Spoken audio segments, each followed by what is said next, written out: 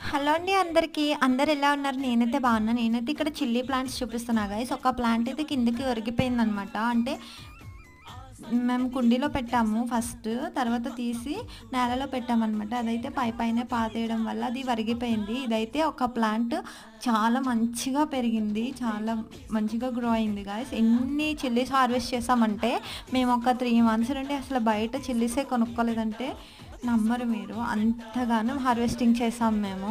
And అలాగే ఇంటి చుట్టుపక్కల వాళ్ళు కూడా తీసుకుపోతారు చిల్లీస్.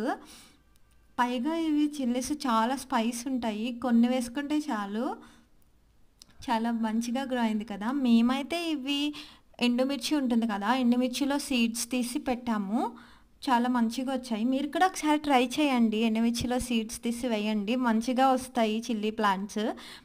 ఓకే మరి బాయ్. నెక్స్ట్ వీడియోతో మళ్ళీ కలుస్తా. నచ్చితే ఒక లైక్ చేయండి. Thank you.